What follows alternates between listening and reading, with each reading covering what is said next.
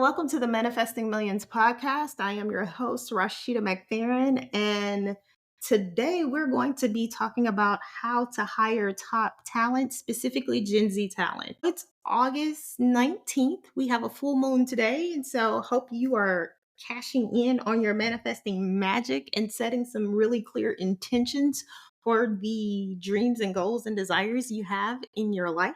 It's hot here in Texas. And so I don't know about where you are, but here in Texas, it has been averaging 100-degree days for pretty much the last 2 weeks. And it's supposed to get up to like 105 this week. So wherever you are and whatever you are doing, I'm hoping you are staying cool and staying hydrated and keeping water in your system. And so today, like I said, we're going to be talking about how to hire top talent as far as being a millennial that's trying to attract Gen Z talent into your organization. So, one of the things that has been pivotal for me in regards to hiring talent for specific projects has been reaching out to Gen Z.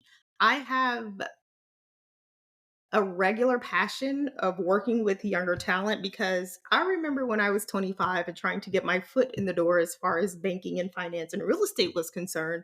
And no one wanted to hire me because I didn't have any experience, right?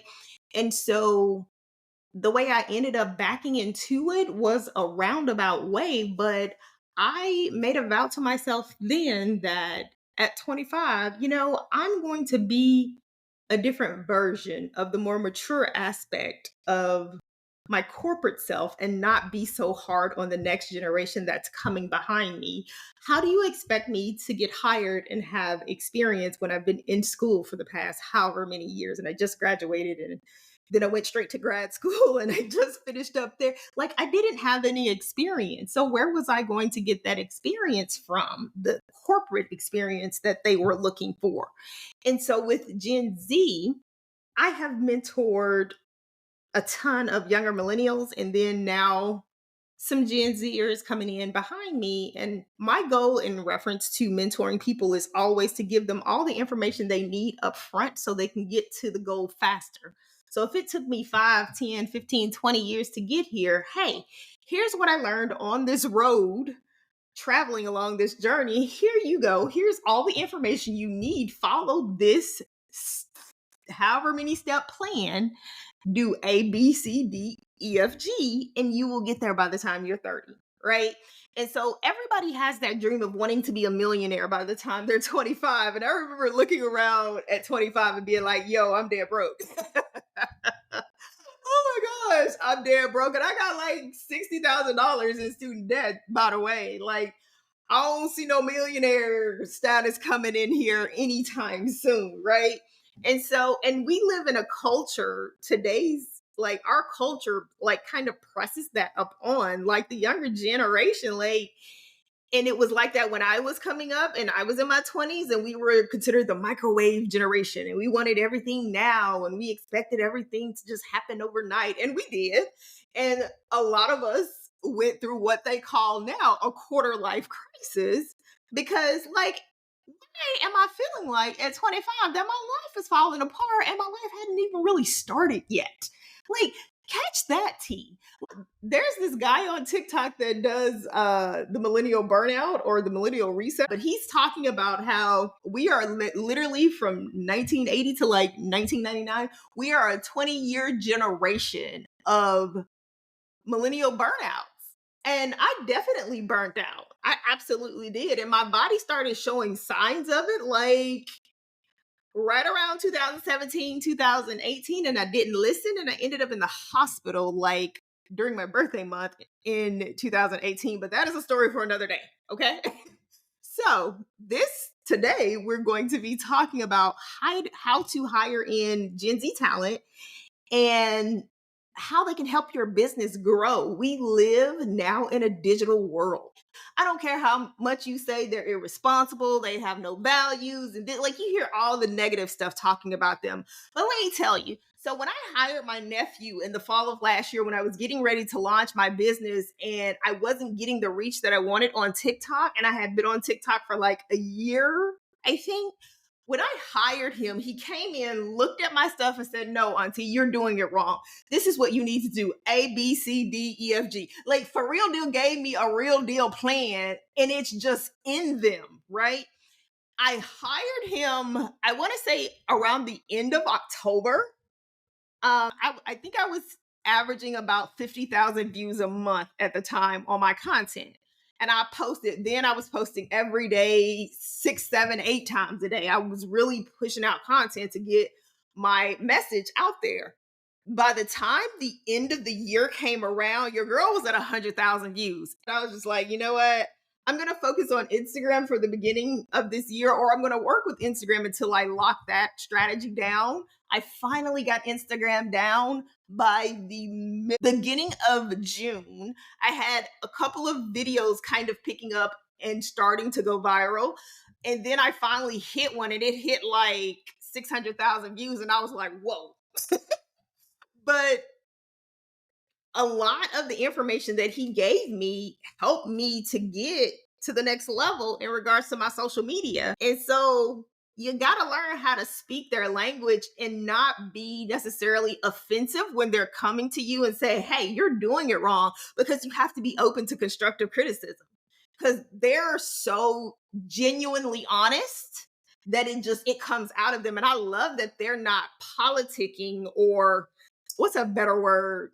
You know how when the politician is politicking and telling you, giving you all the words you want to hear in order to get your vote, like, Gen Z don't do that. Like, they just really be in your face and tell you what's real. And I love that about them, because you don't have to put on the fakery, right? Like, there's no other way to say that. It's like, speak their language, and speaking their language is just oftentimes just being real. And because I'm a real, authentic, genuine person, um, I relate really well to them. Like, my son is Gen Z. I have 3 or 4, maybe 5 other nieces and nephews that are Gen Z. You have to learn how to speak their language. Oftentimes, it's just being real and having a conversation with them, right? So, the next point in regards to hiring Gen Z is like, what type of culture are you building? Another thing that I am doing in my business is learning how to maximize my time. And I am almost 100% completely against working 40 hours a week. So, the structure of it, okay? Because I don't believe that you need 40 hours in a week to do a freaking job. Like, yo, if I know how to get my job done in 3 days, say I do 3 days, Tuesday, Wednesday, Thursday, and I do 10 to 11-hour days, which is a norm for me. It's a norm for me to do that. I just put more restrictions around my time when I was in my corporate job, because I was in a salaried position and you don't get paid for overtime. So you have to, like, literally cut yourself off, especially if you're working remotely and working from home. But say if I can get my job done, get my numbers, and still get you the results that you need, and I'm doing it in 30 to 33 hours, why do I need to work 40 hours a week? That is a old, outdated concept of working that was tied to us in early industrial ages, like when my grandfather was alive, and like back in the 20s and 30s. That type of mentality does not belong in corporate America during this modern day digital age. It is out of date. And so when I'm seeing all the CEOs that are like on CNN News and MSNBC talking about remote this and remote that and doing away, abolish this, you notice that all of them are like in their 60s and 70s, right? Hello? So they're not of our generation, right? And because they worked like, until the cows came home. It's a country phrase. Because they worked from sun up to sundown. That's where I get that phrase from. I grew up on a farm. And at a certain point, the cows would start migrating back to the back of the farm when they knew the sun was setting, because they knew they were about to go to sleep. Anyway, and they were raised by, Great Depression parents and World War I parents. That was a different time, and that was over like 100 years ago. Notice I said 100, like not 100, no, 100. That was like 100 years ago, fam. Like, nobody does that anymore. Having a culture that's flexible, that embraces personal days, that embraces health days, that embraces balancing time with your family, that embraces you don't have to ask me for permission to go to your kids' families, anything, right? Like, I should never log into my email, right? Turn my email on my iPhone and then see messages from my employees telling me that they had to stop doing this because they needed to go do this and wanted to make sure it was okay for me. One of the main reasons I had been working on this exit strategy of corporate America is because I'm a grown ass woman and I was tired of asking my boss for permission to go to my son's school events. Please, are you for real? In my mid 30s, I was a little more moldable. And my boss at the time was super Gen X. He was super, into the old school tradition of corporate work culture during that time. Yeah, maybe I cared a little bit.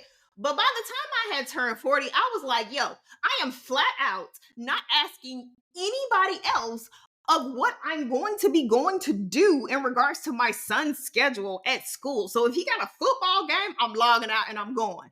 If he got a conference I need to be at, I'm logging out and I'm going. I do not owe you any specific constant communication of what I'm doing, where I'm going, and how I'm getting my work to a certain degree or status until it's time for it to be due.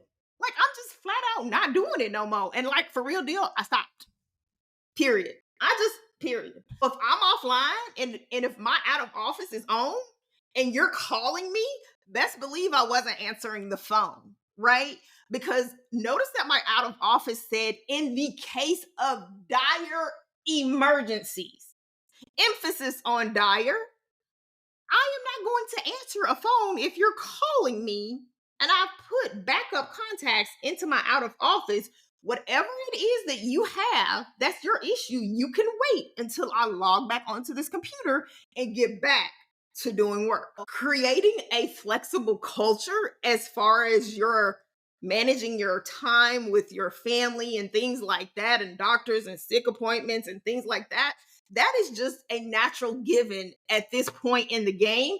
And like Gen Z just straight up ain't going. They'll straight quit a job no matter how much of a six-figure job it is, honey. Like, they would be like, oh, you tripping? Oh, no, ma'am, no, sir. We out. Like, and I've seen them do it. Like, they just don't care. And I can't blame them because I cannot tell you how many times there were days that I just wanted to walk out of a job when I knew it wasn't working, but I couldn't because I had responsibilities that I had to take care of. Child, even if Gen Z got responsibilities, they don't care. They would rather risk being broke for a couple of weeks instead of being stressed out by you, because they will tell you, honey, you're not gonna stress me out and have me looking old and whatnot. No, they're not doing it. So creating a culture that they want to work for, that's not like a prison. How about that? That's not like another extension of being in a secondary educational classroom. How about that? That is what they're looking for. And I'm here for it because I have been wanting that for years. And then every time that I did get the flexible work, virtual work, remote situation, like, folks was like, real for real deal trying to manage my virtual location. Like, are you for real? Yeah, no. So let's go on to number three. Number three, you got to pay them more. So these kids are coming out making six figures, period. They are graduating school making six figures. The only people that were making six figures when I was graduating school were the robotic engineers. Oh, wait, the mechanical engineers, electrical engineers, like all of them were engineers, and I dated engineers. Yeah, so everybody I dated in college was an engineering major for some reason. I like smart dudes. That was what, 2002, 2003? Yeah, these kids are graduating today, signing six-figure offers to get in the door, right? Hello. So you're going to have to do what? You're going to have to show them the money, and I ain't mad at them because they need to be shown the money up front. because of the amount of stress and pressure, especially if you're going into an old, repressed environment that's gonna stress you out and give you gray hairs and have you in a hospital, honey. Yeah, you better be asking for all your coins up front. I do not blame them. So getting the bag up front and early on also will help them get to their millions faster. That's going to help you manifest millions faster. So if I'm in a six-figure job at 21, by the time I'm 30, easily, I'm a millionaire. Easily. And that's just for play, honey. Real talk. I had to work to my six-figure mark. It took me some years, child. I think I got there by 30. I was probably, wait, I was a little, I was 30. Yeah, I had to work to that. Like, and then even in corporate America, specifically in traditional white corporate America, like, it was like pulling teeth for every time I got a huge salary bump to convince these people that I knew my worth. Like, it was ridiculous. And I'm like, I just got to the point that I was just like, yo, I'm not gonna go in here and constantly have to sell myself to you when you've seen my work. I've communicated, I've gone through interviews over a week long. Like, yo, I got stories for days. So I am not mad at Gen Z about asking them to get the bag or them asking to get the bag up front because they need the bag up front. Show me my money. You want me to do what you're asking me to do as far as this job description is concerned? Show me the money. Period. Okay? And so the last thing, number 4, is if you're not embracing the future, like, Gen Z is about social accountability. Millennials were too. I remember when I when I first got my first banking job and then I found out that they didn't recycle. Oh my god, you would have thought that I was like about to like lose it or something. Like, and then I went into asking like all these questions about the environment. Have you not considered this and that? And they were looking at me like, that's just not important to us. What are you talking about? But I was like, do you know how much money you would be saving if you were recycling stuff and you were moving more towards being a paperless company? Them folks were not bothered about me. I had my young millennial ideals going out into the world, and I was about to blaze a path for us, right? And you know what happened? They ended up not doing anything that I asked them to do. And maybe probably 10 or 15 years later, they probably embraced it because that's the way the world went. Like, everybody is more so paperless now. But Gen Z, you have to show that you are socially accountable to something, some type of cause, that they're not just working just to be working for you, just to make you more money. Right. And I don't blame them. But the days of these big corporations just using talent just to make more money and to further their agenda are coming to an end. If you have not noticed, like, the new millennium ain't going nowhere. It is here. Digital businesses are here. We are here to stay, and we're going to be profitable. And let me tell you, if I'm hiring Gen Z, you know what I'm telling them as they're coming in my door? Use every opportunity you can while working for my company to learn everything you need to learn so that in 5 years, you're building your own company and you're not beholden to anybody, and that you're running a $5 to $6 million business, because that is the norm and it's going to be the standard probably 5 to 10 years from now. So why not? Why not? You better use every opportunity you have in here to learn, to make yourself better, because it turns you into a what? A CEO later. Not everybody wants to be a CEO. I get that. I understand that. Not everybody is a natural at running a business and building a business and getting it to profitability and then doing whatever it is that they decide to do with it, whether they keep it, run it, or sell it off. I get that. But at the same time, at least take the opportunity to maximize your potential in skills that you do not have when you come through that door, so that when you leave out the door, you can say that you are leaving better off than when you started, period. So you have to embrace the future culture of what businesses are going to be like, and it's going to be digital. Like, I don't know if y'all noticed, but businesses are shutting down. You know why? Businesses are shutting down all over this country. I'm talking about major businesses. It's because the last 15 to 20 years, millennials, us, we don't go into stores. If I can't get it online and have it shipped to my doorstep, I ain't trying to go into no store. I only go in stores when I absolutely have to. And honey, my mom is a baby boomer and she can't understand it. She can't understand it for the life of her. But once I got my son and I realized that being out, having him as a baby in a car seat trying to push a basket and do, child, the first thing I did when I got to Charlotte and I started working for Wells Fargo was figured out how to have somebody shop for my groceries. I was not playing. This was 2009, 2010.